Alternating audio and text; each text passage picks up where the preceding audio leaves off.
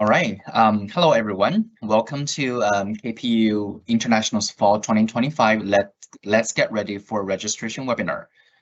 First, I would like to acknowledge that we at Kwantlen Polytechnic University respectfully acknowledge that we live, work, and study in a region that overlaps with the unceded traditional and ancestral First Nation territories of the Musqueam, Katzie, Samiamun, Tuasin, Kakite, and Coquitlam, and with the lands of the Kwantlen First Nation, which gifted its name to the university. We thank them for having cared for the lands and waters since time immemorial, honor their graciousness to the students who seek knowledge here. Before we welcome our presenters for today's registration webinar, I would like to quickly go over a couple of housekeeping items. I'm sure you have a lot of questions and inquiries for today, whether they are related to registration, admissions, and/or generally life as an international student in Canada. Please pay close attention to our webinar as it covers lots of information and many of your questions will be answered. At the end of the session, we will open up the Q&A platform and you can leave your questions in the Q&A box on the right side of the screen. A number of staff from KPU International will try to answer as many of your questions as they can. If this is a recurring question, they will publish the question first and answer for all of you to see. So before posting your question in a Q&A box, please make sure to review the questions that are already answered and share publicly. Please also remember your questions may be answered in the presentation, so it is very important that you watch it carefully first. As newly admitted students, you will be receiving your course recommendation handout and emails by the end of this week. Please have a look at the handouts and hope you have an idea what courses you would consider to take in your first semester. Secondly, I would like to let everyone know that we will be recording today's sessions and sharing the videos with all of the newly admitted students. So please keep an eye on the email communication to your KPU email account for later this week to find the link to the video. Now we will turn the time over to our presenter today. Joris is our international student advisor at KPU International with extensive knowledge in working with international students. Joris, please feel free to start your presentation. Thank you so much, Kevin. Hello, everyone. I hope you're all doing well and are excited to start your journey here at KPU. So as Kevin mentioned, my name is Triz and I'm an RCIC and I'm one of the international student advisors here at KPU. So we will be covering a ton of information for this webinar, but these are all essential information that you need to be aware of as an international student. So I do encourage that you take notes as we go along, and if you do have questions, to jot down questions, and later on at the webinar, you may be able to ask them. Some of the key topics that I will cover in this webinar, as you can see on the screen, are the role of international advising unit, the process of course registration. We will also be going over the types of courses offered at KPU, the process, the importance of maintaining full-time status for your PGWP eligibility. I will also go briefly go over on One.KPU platform, and we will also be discussing some of the academic and the non-academic support services that are available to you as a KPU student. Okay, so what is the role of the international advising team? So we are here to support international students in all academic and non-academic matters. The goal is to create a welcoming and inclusive environment where students will be able to ask questions, to seek guidance, and hopefully to thrive in both your academic and personal journey here at KPU. I will introduce you who make up the international advising team. So these are the people that you will see all the time when you do consultations and appointments as you go through your education journey at KPU. We have a total of 9 advisors, and 5 of them are based in the Surrey campus, and they are Leah, Manpreet, Sanam, Sarah, and Oksana. You will also notice listed underneath the languages that each of our advisors can speak in addition to English language. In the Richmond campus, we do have 4 advisors that are based in the Richmond campus. We have Hillary, Sungjo, Vicky, and myself. I'm also based in the Surrey campus. And then in addition to our advisors, we do have our international advising manager, Kevin, who is facilitating our webinar for today. Our advising coordinator, Angel, who's currently on maternity leave. We have our advising assistant, James, who's also with us today, and student assistant, Mia. So as you may have noted, our team consists of advisors who can speak and offer consultations in a variety of different languages. So this includes Malay, Filipino, Hindi, Punjabi, Farsi, Mandarin, Korean, Vietnamese, and Russian. All right, now we will, you may be wondering what are the exact support services that our unit can offer. So the International Student Advisor offer both academic and non-academic support services. So in terms of the academic support, we do help in exploring different programs. We help students in planning for courses, guide students in their progression and graduation check, as well as answer different questions in relation to your academic standing, your GPA, as well as other course prerequisites. And overall, we help students understand the KPU policies and procedures. As for the non-academic aspect, we have our advisors who are trained to assist students with regard to immigration-related concerns related to your study permit, as well as your post-graduation work permit. We also handle issuing letters that students need in their immigration application. And if you do have questions related, just something that's not listed in this list, you are welcome to ask us. So when should you meet an international student advisor? So for any immigration-related questions, regardless of the program or credits that you have completed, you must see the international student advisor. If you are an ELST, ENGQ, upgrading, or under a trades program, you should see an international student advisor for any of your academic as well as non-academic inquiries. And the same applies to certificate, diploma, and associate degree program. So those who are on the first or second year of the bachelor's program, if the credits that you have taken are less than 45 credits, you should also see an international student advisor. So if you fit any of these categories, you can meet with us and ask any of your questions.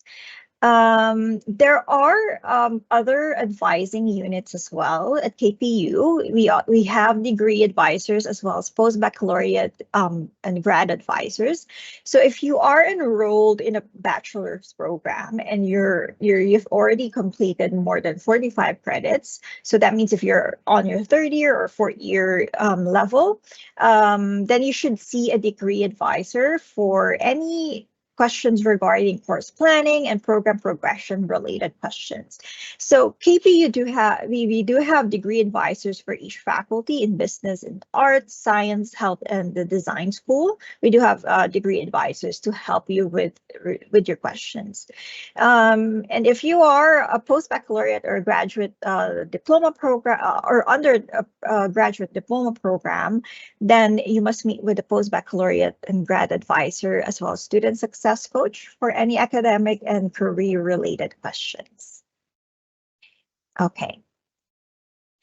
So now that you know when to see an advisor, how do you connect with an international student advisor? So there are 2 ways that you can meet with an international advisor. The first one is by booking a 30-minute appointment. So a 30-minute appointment is recommended if your cases in cases where you need to discuss something in detail. So this is if you have several questions or if you have something in detail to discuss.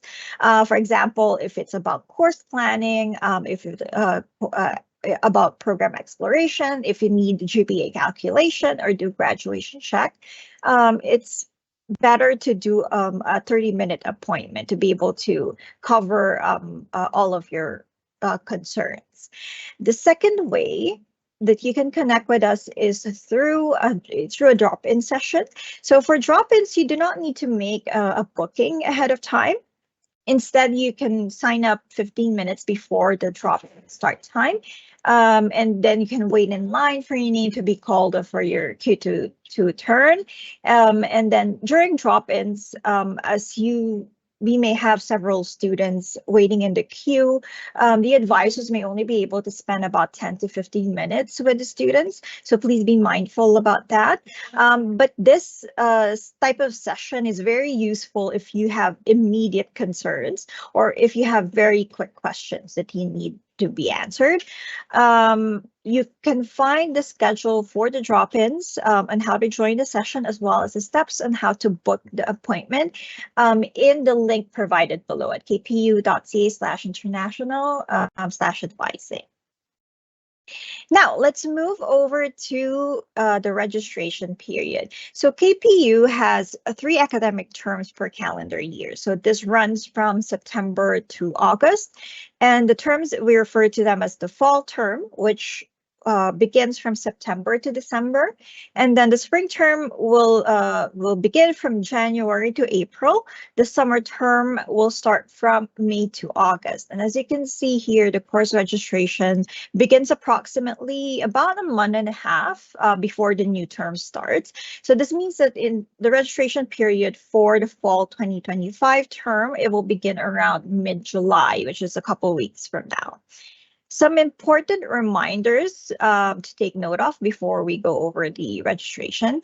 If you're currently awaiting a decision in your study permit, we do advise that you still go ahead and register for your classes, but it is important that you keep in mind about the important dates and deadlines.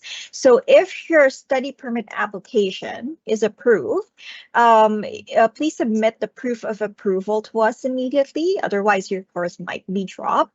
If your study permit application is still pending, that means you haven't received any decision yet by the 15th of August. You do have until the last day to drop deadline with no financial penalty, and this falls in September 1, 2025, to be able to drop the courses that you have registered and then apply for deferral. So you can apply for deferral by contacting the admissions team at international@kpu.ca. Now, if your study permit is denied, you must drop all the classes that you have registered as well by the last day to drop deadline in September 1, so that you won't incur any financial penalty. In this scenario, please follow the international refund guide regarding refunding your confirmation deposit. And we do have the steps for requesting a refund, and it can be found in this link, as you can see in the screen below. Okay, so we will, before explaining the course registration, let me go over first about the One.KPU platform. So One.KPU is an aggregate platform. The student can access several apps through a single sign-in account. And you can see in the screen, these are the applications which are most frequently used by the students. So we do encourage you that you sign in on your account, and then what you can do is you can mark these apps as your favorite. You can hit the heart icon to do that, and this will pin the apps at the top, so you won't be able this will allow you to access them quickly without searching for them over and over. We will go over some of the important apps, but we do recommend that you look through the One.KPU platform and see all the other apps that are available. Okay, let's begin with the university calendar. So this particular app, it provides program information. In particular, it includes information about the intake type, the declaration requirements, the curricular requirements for the program, as well as it serves as an official guide for for KPU's academic programs, and this will help you in planning your courses. The another important app is the dates and deadlines. So when registration period apps, you will be able to find information about holiday closures, the first day of classes, the last day to drop with 100% refund, and then the last day to withdraw courses. All of these information are included in this particular app. So we encourage you to review the dates and deadlines, especially during the registration period is very important. Another important application is the course website, also known as the Moodle. So every instructor, they use Moodle in different ways. So instructor may be able to use them in sharing the course content. They may also use them to engage with students in discussion forums or manage any of your assignments and quizzes, as well as they post grades as well through Moodle. So once you register for a course, you should be able to view the courses on your Moodle. If you encounter any issues regarding regarding Moodle app, you should inform your instructor about it. Next one is the OSS. So this is the online self-service app. So it allows you, this app allows you to check your tuition balance, your the amount owing, as well as any payment that you make through a credit card. So you can also check final grades and obtain transcript through this app. So it's very important that you check out this app as well. We also have the My Action Plan. So MAP is another tool that you can use to see your courses, your required courses, the same as in the university calendar. But it also allows you to see how you're progressing in your program. It works best if you are declared in a program, but if you're not declared, there is a function in MAP called What If function. So this function allows you to select your intended program and see the correct course information. But again, as I mentioned, university calendar is your best reference in terms of doing courses, planning for your courses. Another important app is the student email app. So this one, all students will have their own KPU email account. And it's very important that you regularly check your KPU email, because all university communications, including email from instructors, the advisors, as well as any important notices, these are all going to be sent to your KPU email account. And when you send any email to anyone at KPU, you should also use your KPU email account. And we do advise that you include your student ID whenever you send any emails. The last app that I would like to share is the My KPU. So this app helps manage your course easily. It helps map out your study plan and keep up with your to-do list as well. So these are all the important apps that some of the apps, sorry, that that are available in the One.KPU platform. Okay, now let's go over some of the pre-registration steps before we do the registration demo. First is your KPU login. So without your login information, you won't be able to access your email, your registration portal. So just so you know, your user ID will be your KPU email, KPU student email, and your default password will be your date of birth as it is shown here, the format as it is shown in the screen. If you are unsure of your password, you may look up the app called Student SSPR. So this is the self-service password reset, and you can look for that at the One.KPU platform, and then you can follow the steps and how to reset your password. The second step is about your registration date and time. So you are only able to start registering for classes after you're given time ticket. So that is issued. So each of our students are issued a specific time and schedule for the registration, and you can only start registering after that time ticket. So to find your registration date and time, you can search register for classes on your one.kpu platform and then click prepare for registration. If you go over to the kpu.ca/SES website, so that's the Student Enrollment Services website, you will find a step-by-step video on how and where to find your registration time ticket. Next one is clearing your action items. So when you try to register for courses, you will sometimes receive a pop-up notification informing you that you have an action item pending, for example, about your SIN. You must clear this action item in order to continue with the registration process.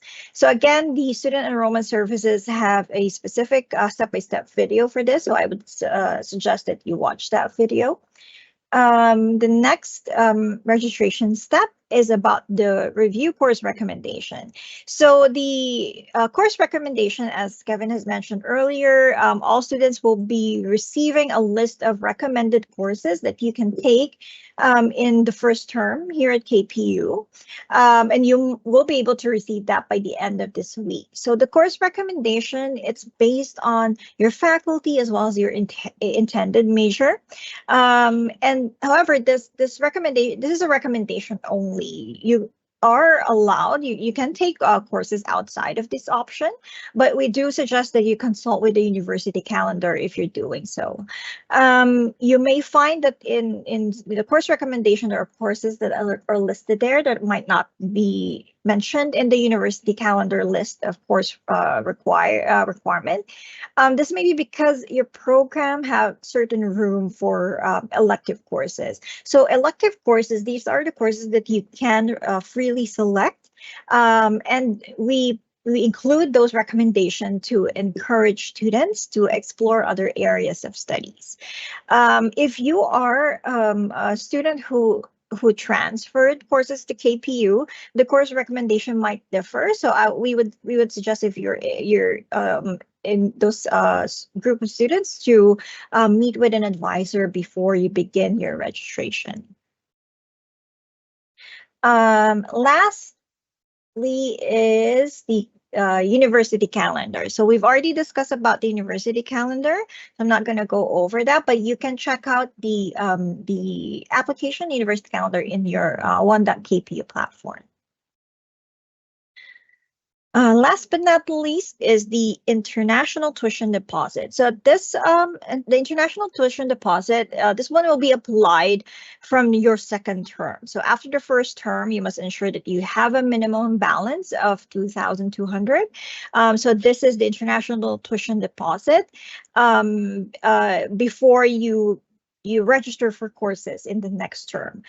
Students who do not have this amount will have a hold place in their account, which will bar them from registering for any courses. So it's important that you have that minimum balance. But this one will be applied on your second term, so you don't have to worry about that at this time.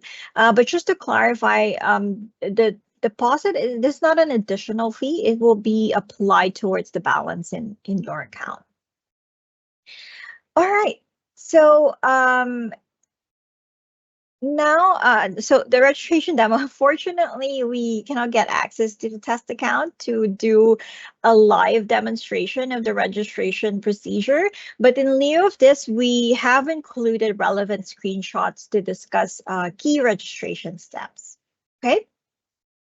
Let's begin that. Okay, so once you open the Register for Classes application, you can click the Register for Classes option, as you can see in the screen, and then you will have to select the Fall 2025 term from a drop-down menu. Okay, you'll see a drop-down and then you'll need to select the fall 2025 term. And then once you click continue, this will direct you to a page where you can search for available courses for a given semester. As you can see below, you might notice the advanced search option. So if you wish to find classes, for example, in a specific campus on a specific time, or if you want to you have like a specific instructor, you can use this search function. You can fill in the fields, and then this will allow for a more customized search. So when you do search for a course, right, when you start searching for a course in the subject field, it's important that you enter the course name and not the program name. So for example, if you are under the program business management diploma, you do not search business management in the subject field. You have to include the specific course name or course title, and you can find the list of courses as part of your program in the university calendar, which we have already discussed. So let's try, as an example, Criminology 1100.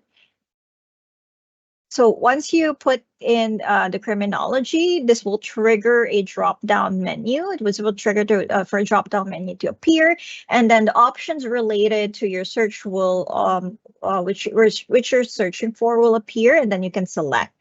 And then in the course number field, you have to enter the course number. So let's try Criminology 1100. So once you enter those information and then you click search, this will yield the available sections. Okay, you can see the list of available sections for the course. You will find the information about the schedule. When you see under the meeting times, that's where you can find the schedule. If you click the course title, so there's a link for the course title here under the title column. If you click that, you'll be able to see more details regarding the course. For example, about your meeting class, your final exam date, your course restrictions, even the instructional method, as well as the status of seats available for that particular course. You will be able to see that in the box that's prompted if you click it. Now, when you're able to select a particular section for your course, it's important to note that you to make sure that you do not have any time conflict with another class. And this is very important because, for example, if you have to make sure that your final exam does not fall on the same day as any other courses that you have registered. If you have classes, for example, in different campuses, you have to make sure that you have enough time to commute in between campuses. So it's very important that you review the schedules, and then you review the schedules if there's any overlap. Now, once you select a section, then you can add that course. Okay, you can click the add button, and then this will appear in your summary panel at the bottom right corner. This one is your summary panel, and then at the left corner, that's the class schedule window. So remember, when you add a course, it doesn't mean that you're already registered in the class. You have to make sure that the register option, right, under the action drop-down menu, you have to select that register option, and then you have to click the submit button. Okay, so once you click submit, okay, you will know that you are successfully So you will know that you are successfully placed in the class when you see that the registration status has been changed to registered, highlighted in green. Okay, so you know that you're successfully registered in the class.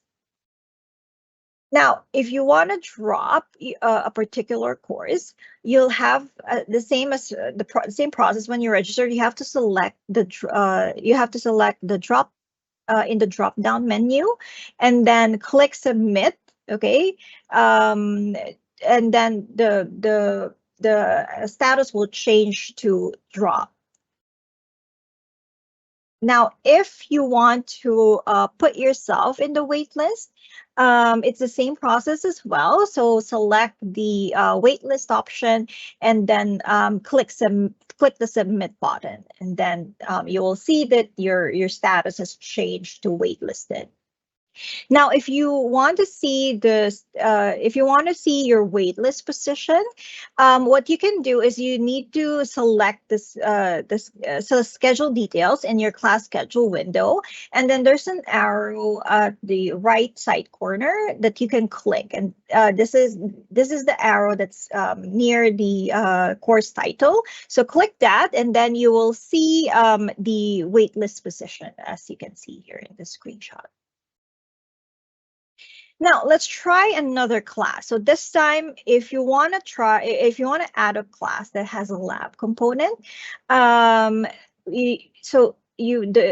will be the process. So let's try, for example, biology 1160. So include the name of the course in the course subject, and then you put in the number in the number field.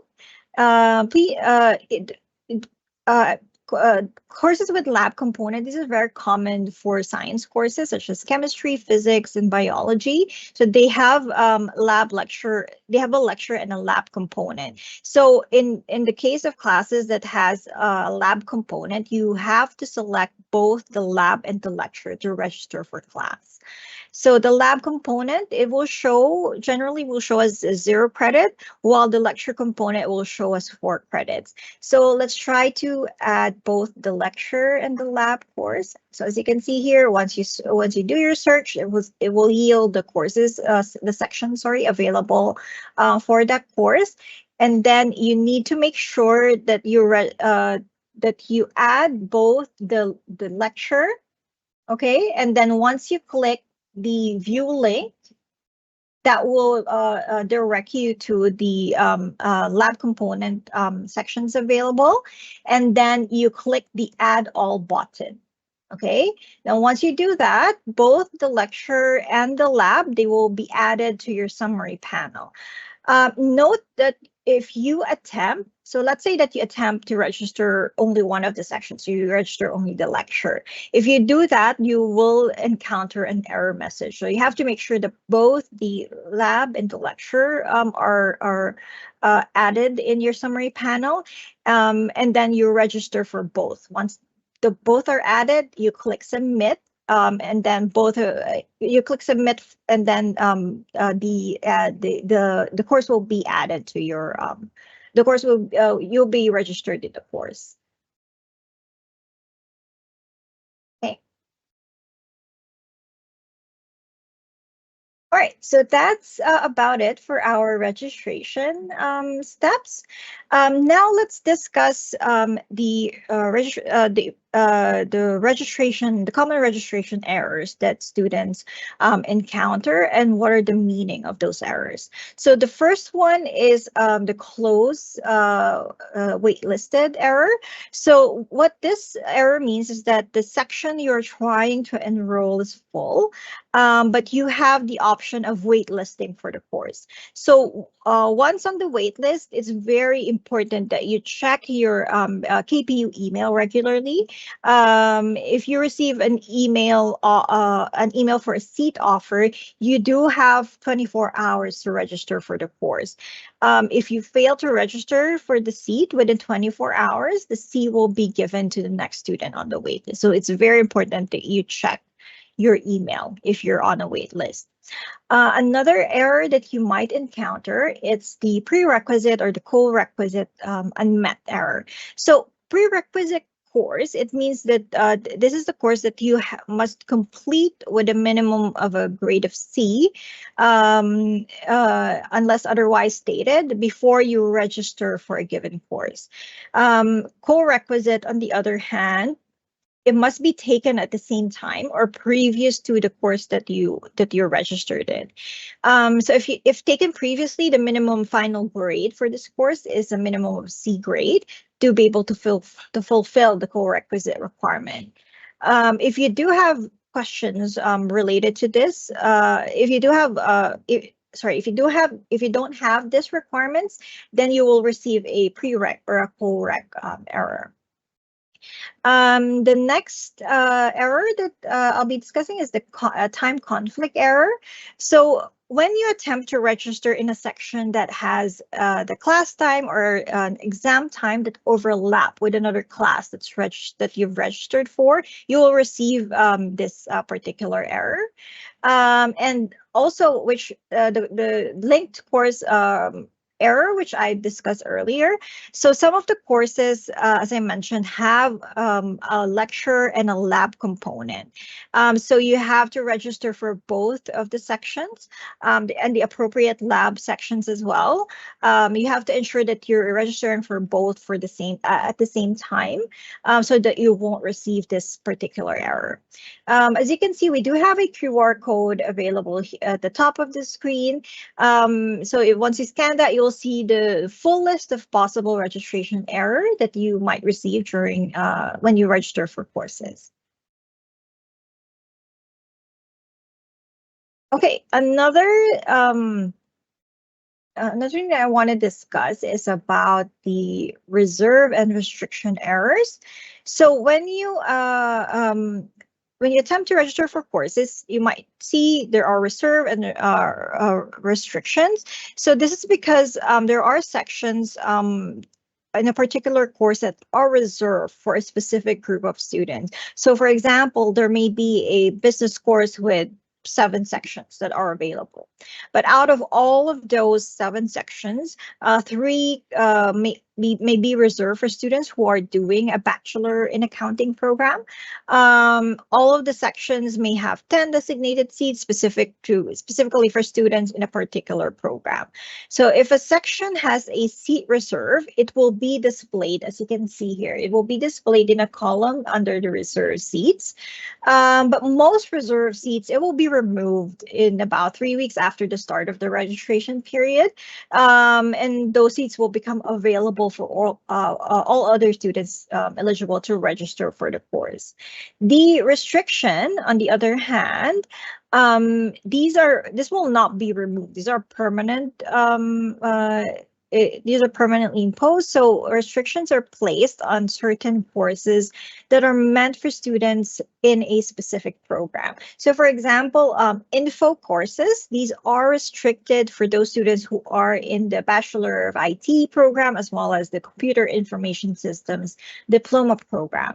If you want to see the list of class sections which are coded, reserved, or restricted, you can check out the kpu.ca/registration website to see all of those restricted and reserved class section. Now, let's talk about the KPU's grade 12 math requirement.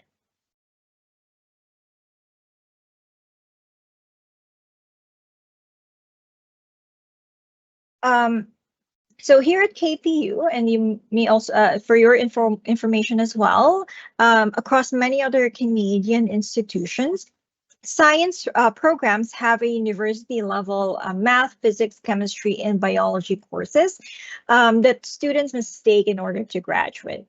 So with the exception of the biology course, grade 12 math with a minimum grade of C is part of the prerequisite for the courses for all university level science courses. So what does this mean? So it means that if you did not complete a grade 12 math in your high school with a minimum grade of C, and you attempt to register for any undergraduate chemistry, physics, or mathematics course, you will encounter a prereq or a co-req unmet error. Okay, so if you are a student who is in any of the program that requires a grade 12 math, and you do not meet this requirement, you're advised to take courses that do not have grade 12 math as a prerequisite for your first term. So in order to fulfill this prerequisite, you may either take a math qualifying courses, which I will discuss later in this webinar, or you can take a math placement test, or also called an MPT test. So you may visit the link at the bottom in the screen to learn more about the MPT test. You are, of course, we do encourage that you see an advisor first to fully understand how you may be able to upgrade and meet the grade 12 math prerequisite requirement. So now let's discuss the types of courses that are offered at KPU. So we do have three main types of courses offered at KPU. So first one is the full-term course. So this type of course, it runs for the entire duration of the semester. That is all the fall for the fall term, the full-term classes. This will start at the beginning of September and then it will end in December. We have intersession courses. These are not very common, but if they are offered, you can expect to have more classes per week compared to a full-term course, because the material that is taught in a 4-month course is condensed in a 1.5-month period. Sorry, let me just.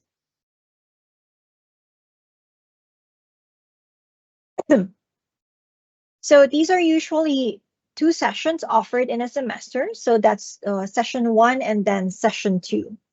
It's important to note that the deadline to add or drop classes without penalty for the intersession courses may be different from the full-term course. So you have to know those deadlines.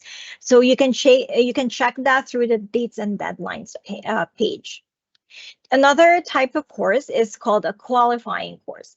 So you can consider this as the high school level type of courses. So they're meant to upgrade your knowledge and proficiency in a particular subject area so that you can proceed to your undergraduate level studies. So qualifying courses, it usually ends with Q, for example, ENGQ, the Math Q, or the Bio Q, with the exception of ELST courses.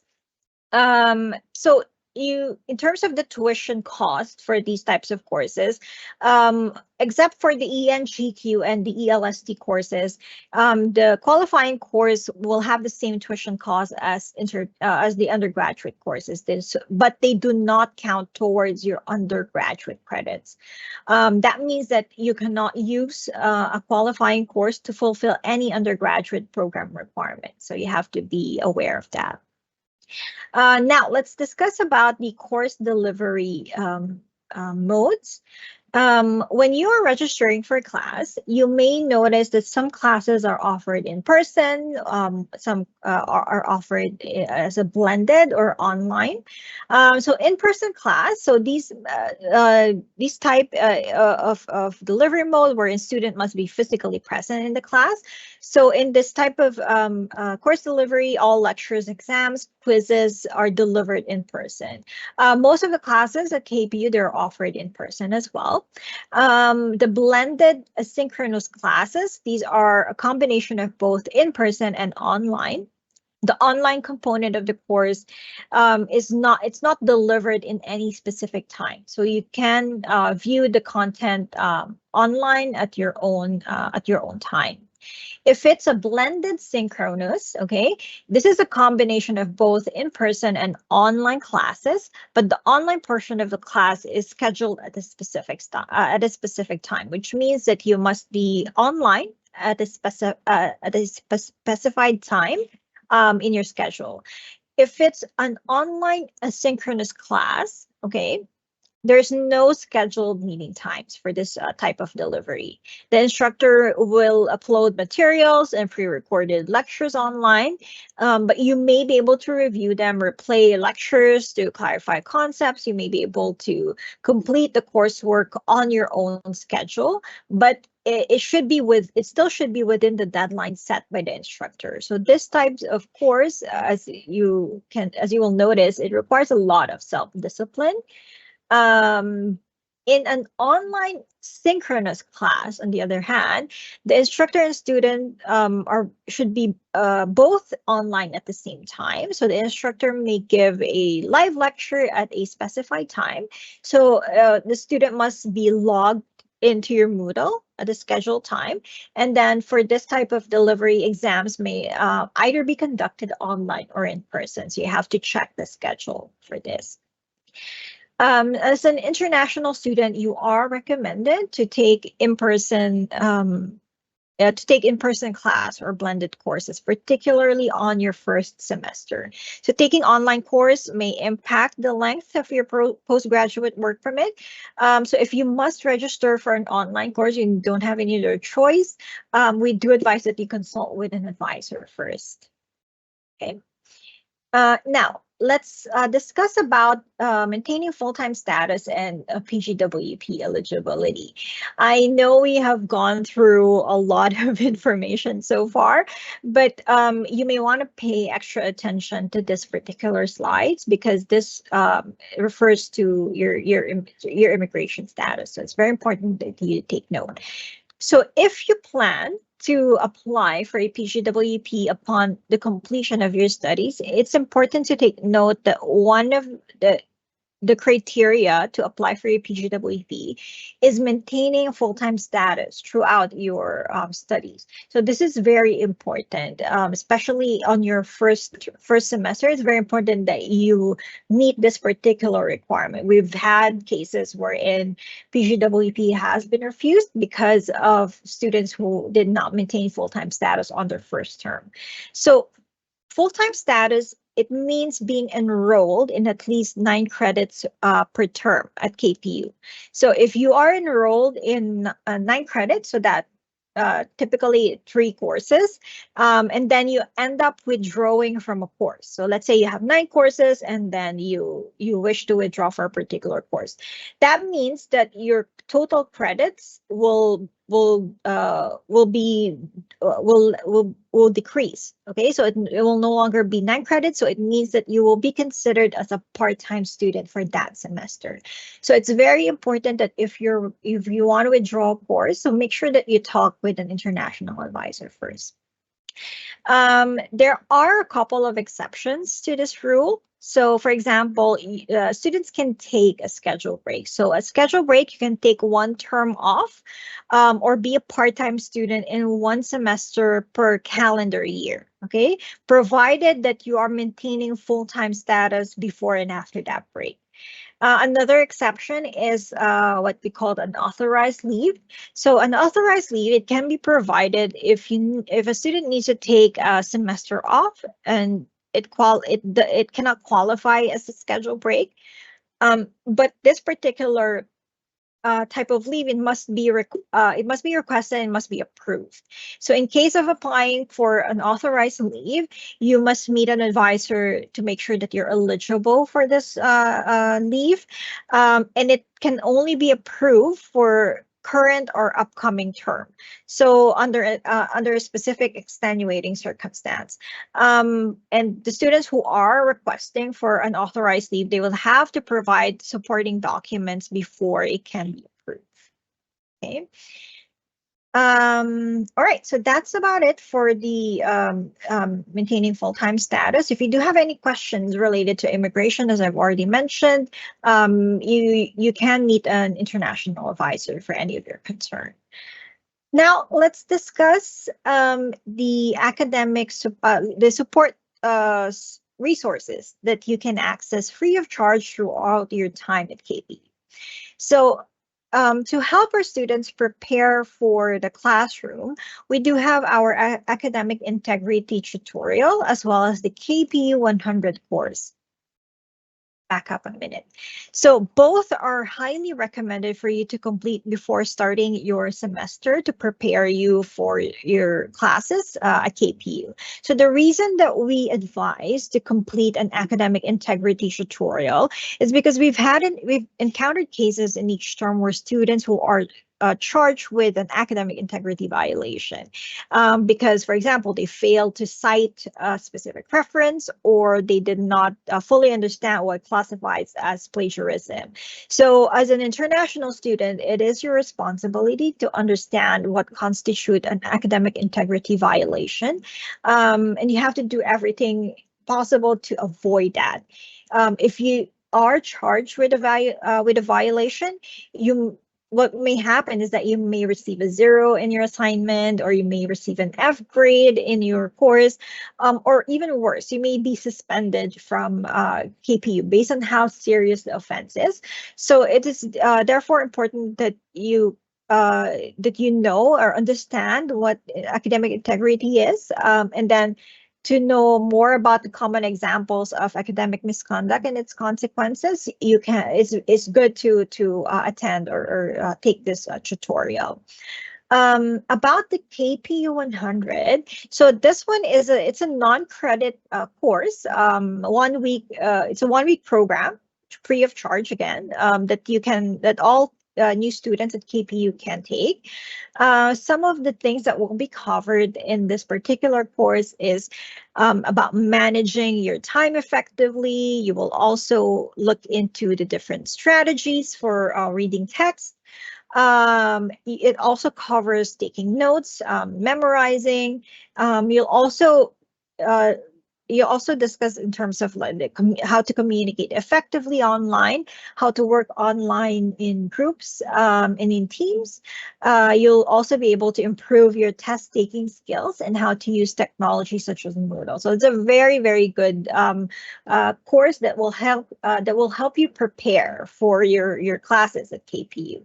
So as you can see in the screen, we do have our QR codes in this page for the academic integrity tutorial, and then the other one for the KPU 100. So we highly recommend that you enroll in both of these courses. Then this will give you a head start in your academic journey at KPU. We do also have our learning center. So it's called the TLC, our learning center. It's another important academic support resource. So the center provides a range of skills and strategies that encourage students, your learning excellence and promote a holistic development for our international students. You have the option through the center. You have the option to book a tutor. You can also book an appointment with a learning strategist. They also do have a lot of workshops available. You can also find assistance if you need help with your writing assignments. So all TLC services, these are all free of charge. So we highly encourage that you spend some time navigating TLC webpage. They do have a ton of resources available. And then you can access the resources during your time at KPU. Okay. Besides the TLC, our international advising team, we do have resources available for international students as well to support our students throughout your journey at KPU. You may access the resources by visiting our international student advising homepage. Okay, as you can see in the screen, that's our homepage, kpu.ca/international/advising. The support services that we do offer, it covers academic, non-academic topics, as well as immigration information. We also have advising videos on popular topics, for example, a graduation checklist, and how to apply for post-graduation work permit and other immigration-related resources. The idea is that we want to provide an overall support for international students from the time that you entered KPU as a freshman, and then towards the end once you're ready to graduate. Now, apart from the academic support resources, we do have non-academic support resources as well. So we will go over that. And these types of resources, it can benefit you from a more personal level. So the first one that we have is the peer mentorship program. So this program is specifically designed to support our first year students. So every new student at KPU, every new student or first year student is connected with a peer mentor on their first semester. So peer mentors, these are current KPU students. And then once you're paired, you can reach out to them throughout your first term. They can assist you in terms of navigating through any personal challenges that you may face as international student. They can also help get get you familiarized with the campus, introduce you to new students, and help you build connection by holding social events throughout the semester. So, if you're feeling lonely, if you're encountering any personal issues, which is very, very, very common to students who are who are adjusting on their first term, it's good to reach out to your peer mentor, and they can help connect you with other students as well. All right, the next one is the TELUS Health Support Student app. So if you are going through a difficult time in your life, perhaps you lost a family member, you had a breakup with your partner, or you're experiencing high level of anxiety in your course and your academics, or you're feeling depressed for any reason at all, you can download the TELUS Health Support app. This particular app, they provide professionally trained counselors with whom you can talk to over the phone and live chat 24 hours in a week. The conversation that you will have with the counselors, these are going to be kept confidential. And the service, again, it's free of charge for all of our students. So apart from the counselors in the TELUS Health Support app, KPU has a counseling department as well. So you can access help from the counselors if you are having any concerns that is impacting your academics or your sleep or your motivation, anything that's, becoming a burden emotionally, personally. You can discuss that with our counselor. You can book a meeting with them and discuss any of your concerns with the counseling department.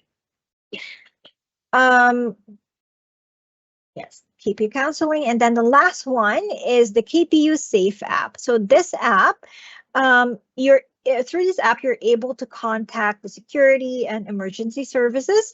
So you can find out what to do in an event of an emergency. You can access first aid and counseling services. You can also view interactive campus map. You can also arrange for a security officer to escort you on campus if you need it, and any other security related concerns. So there are QR codes, okay, that you can see in the screen. So next to each of the support resources, and then you may scan them for more information.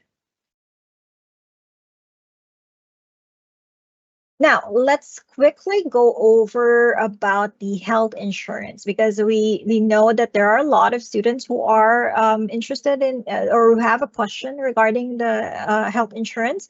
So as a new student, you will be automatically enrolled in the GuardMe insurance. So this program is a temporary insurance.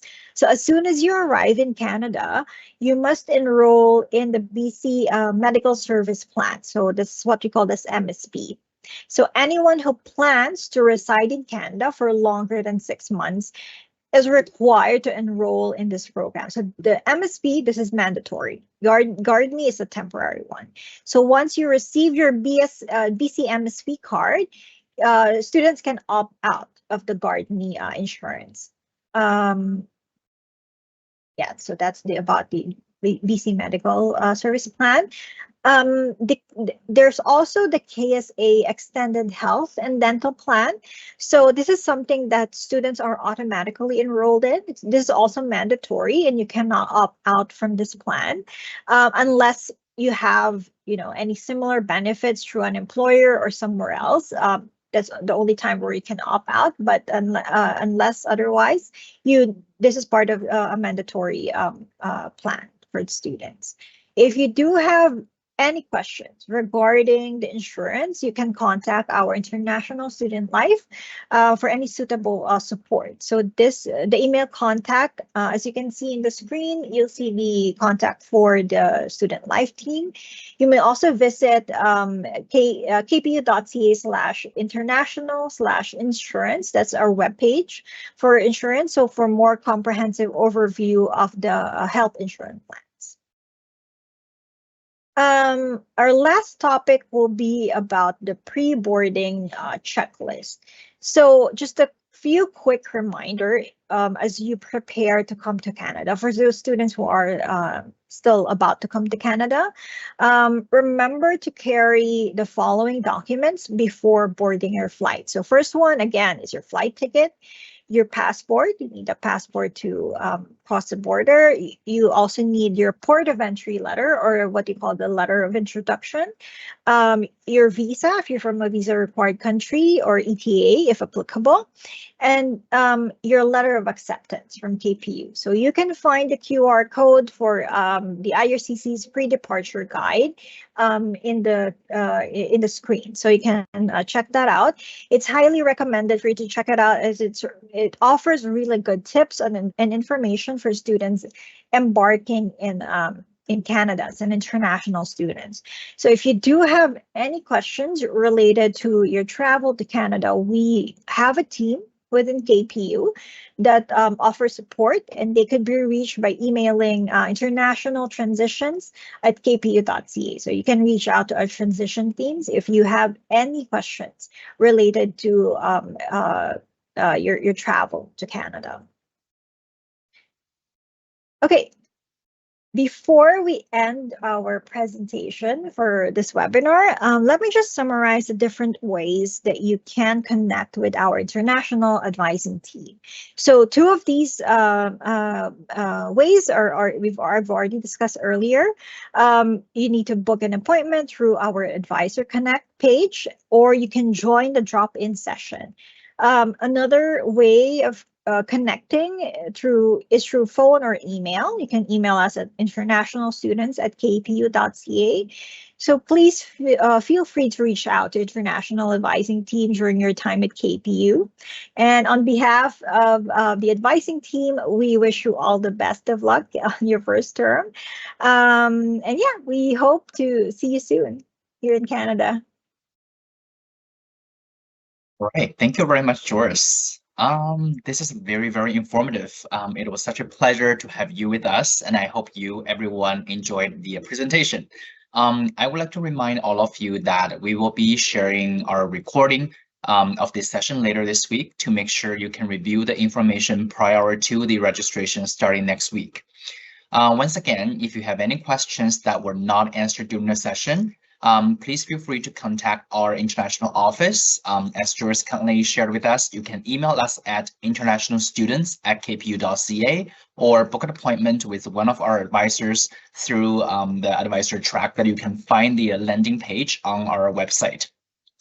All right, so this concludes the webinar. We will now open the Q&A inbox, and you can throw your questions. You can ask us anything, but remember, this is only a general question. If you do have the specific case-by-case question, please go into our drop-in session or book an appointment with all of our advisors.